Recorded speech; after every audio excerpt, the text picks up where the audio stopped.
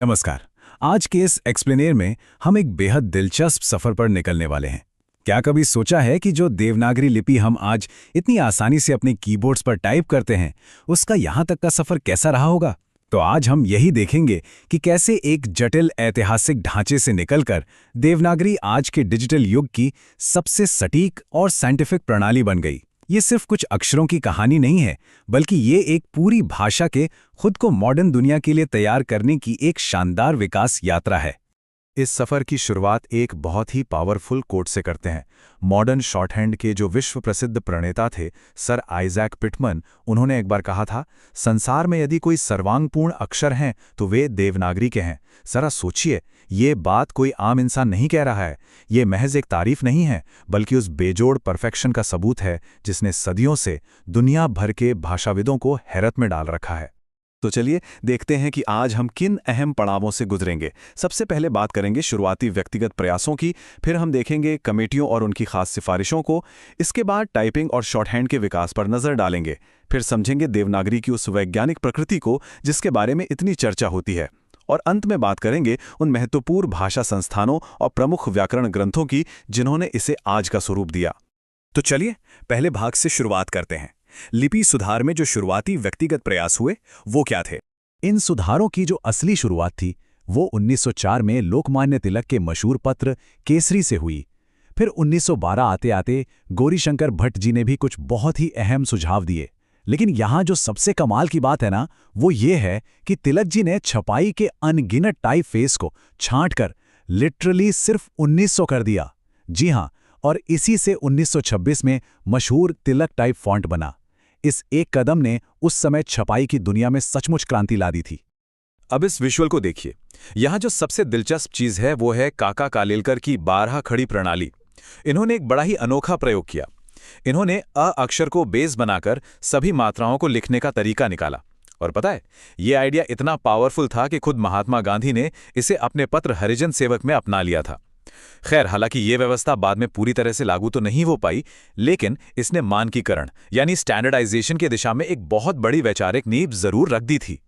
अब आगे बढ़ते हैं अपने दूसरे हिस्से की तरफ, समितियां और उनकी प्रमुख सिफारिशें। जब काम व्यक्तिगत प्रयासों से आगे बढ़ा तो साल था 1947। उत्तर प्रदेश सरकार की आचार्य नरेंद्र देव समिति ने कुछ ऐसे अहम फैसले लिए जिन्होंने हमारी आज की आधुनिक लिपि का स्वरूप तय किया। इन्होंने बिल्कुल स्पष्ट सिफारिशें दी, जैसे अ की 12 खड़ी को भ्रामक मानकर खारिज कर दिया, मात्राओं को थोड़ा दाहिनी ओर खिसकाने का नियम बनाया, अनुस्वार के लिए एक बिंदु का नियम पक्का किया और बिना पाई वाले अक्षरों के लिए हलंत लगाना अनिवार्य कर दिया। ये दरअसल वो टेक्निकल फैसले थे जिन्होंने इस लिपि को एकदम सुव्यवस्थित और सटीक बना दिया। और जरा इन ऐतिहासिक हस्तलिखित नोट्स पर नजर डालिए। ये वही ओरिजिनल डॉक्यूमेंट्स हैं जहां भाषा के भविष्य को तय करने वाले वो तमाम फैसले कलमबद्ध किए जा रहे थे।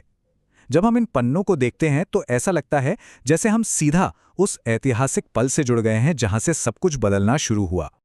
चलिए अब आते हैं तीसरे और बहुत ही रोमांचक पड़ाव पर, टाइपिंग और आशुलिपि यानी शॉर्ट हैंड का विकास।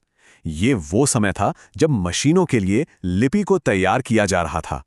भारत सरकार के केंद्रीय हिंदी निदेशालय ने एक बहुत ही सिस्टमैटिक तरीके से कीबोर्ड को स्टैंडर्डाइज किया। 1962 में पहले टाइपराइटर कीबोर्ड का मानकीकरण हुआ, जिसे 1966 में फाइनल रूप दिया गया। और फिर 1976 में आधुनिक ज़रूरतों के हिसाब से इसमें और भी सुधार किए गए। पूरे 14 सालों की इस शानदार और लगातार मेहनत ने उस लेआउट की नींव रखी जिसे आज हम सब रोज़ाना अपने कंप्यूटरों और स्मार्टफोन में बड़ी ही आसानी से इस्तेमाल करते हैं। अब यहाँ इस नंबर को ध्यान से देखिए, 250। ये कोई आम संख्या नहीं है, बल्कि एक ऐसा कीर्तिमान है जिसने कई पुरानी भ्रांतियों को जड़ से उखाड़ फेंका। 250 शब्द प्रति मिनट। जी हाँ, ये वो अविश्वसनीय स्पीड है जिसे हिंदी आशुलिपि यानी शॉर्ट हैंड में अचीव किया गया था। और ये नामुमकिन सी लगने वाली ऐतिहासिक सफलता हासिल हुई डॉक्टर गोपाल दत्त बिष्ट की बनाई विशिष्ट आशुलिपि से। इस 250 शब्द प्रति मिनट की स्पीड ने उस बड़े मिथक को हमेशा के लिए तोड़ दिया कि हिंदी शॉर्टहैंड अंग्रेजी की तुलना में कहीं से भी धीमी या कमतर है। ये देवनागरी की वैज्ञानिक क्षमता की सही मायनों में एक बहुत बड़ी जीत थी।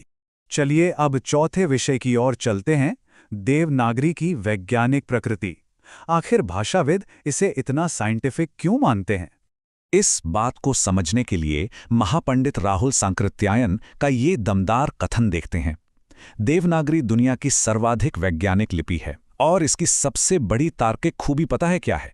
वो ये कि इसमें ध्वनियां जैसे बोली जाती हैं एकदम वैसे ही लिखी भी जाती हैं। कोई कंफ्यूजन नहीं, कोई साइलेंट लेटर्स का अपवाद नहीं, जो बोला वही लिखा। बस यही सटीक लॉजिक इसे दुनिया की सबसे खास लिपियों में से एक बनाता है। आगे बढ़ते हैं अपने 5वें पड़ाव पर, जहां हम उन महत्वपूर्ण भाषा संस्थानों की बात करेंगे जिन्होंने इस भाषा को सींचा और फैलाया। जरा इस टेबल पर गौर करें। 1893 में काशी की नागरी प्रचारिणी सभा की स्थापना से लेकर 1927 में चेन्नई की दक्षिण भारत हिंदी प्रचार सभा तक संस्थानों का कितना विशाल और मजबूत नेटवर्क तैयार किया गया था। वर्धा और चेन्नई जैसे संस्थानों की मौजूदगी ने यह साबित कर दिया कि भाषा को फैलाने का ये अभियान सिर्फ उत्तर भारत तक सीमित नहीं था, बल्कि इसका विजन पूरी तरह से नेशनल यानी अखिल भारतीय था। और अब हम अपने आखिरी ऐतिहासिक पिलर की तरफ आते हैं, प्रमुख व्याकरण और साहित्यिक रचनाएं जिन्होंने भाषा के नियमों को पक्का किया। यहाँ एक बहुत ही इंटरेस्टिंग बात है कि हिंदी व्याकरण का जो उद्भव था वो बेहद मल्टीकल्चरल यानी बहुसांस्कृतिक रहा है। इन शुरुआती अंतर्राष्ट्रीय विद्वानों को ही देख लीजिए। मिर्जा खां का 1676 का ब्रजभाषा व्याकरण हो या फिर जॉन जोशुआ केटलर और बेंजामिन शूल्स के शुरुआती प्रयास, इन अलग अलग वैश्विक नज़रियों ने ही भाषा की संरचना को फॉर्मल रूप देने में सबसे पहली और बड़ी भूमिका निभाई थी। है ना कमाल की बात? अब अगर हम आधुनिक युग की तरफ आएं तो यहाँ दो महान भाषाई दिग्गजों का काम एक दूसरे का बहुत पूरक रहा। एक तरफ डॉक्टर भोलानाथ तिवारी जी थे, जिन्होंने अपनी पुस्तकों में भाषा के टेक्निकल और स्ट्रक्चरल पहलुओं को बारीकी से समझाया, और दूसरी तरफ रामविलास शर्मा जी थे, जिन्होंने अपनी रचना भाषा और समाज के जरिए इसके समाजशास्त्रीय यानी सोशियोलॉजिकल प्रभाव को बड़ी ही गहराई से हमारे सामने रखा। तो देखा जाए तो उन पुरानी हस्तलिखित पांडुलिपियों से लेकर 250 शब्द प्रति मिनट की शॉर्टहैंड और आज के हमारे डिजिटल कीबोर्ड तक देवनागरी के मानकीकरण का यह सफर सच में एक बहुत बड़ी जीत रही है। लेकिन इस एक्सप्लेनर को खत्म करने से पहले एक बड़ा सवाल जो हम सबके सामने है, अब जबकि इसका साइंटिफिक आधार पूरी तरह से स्टैंडर्डाइज हो चुका है, तो क्या देवनागरी लिपि डिजिटल युग और आर्टिफिशियल इंटेलिजेंस की इस नई और तेज लहर के अनुकूल खुद को फिर से ढाल पाएगी? इस बारे में जरूर सोचिएगा।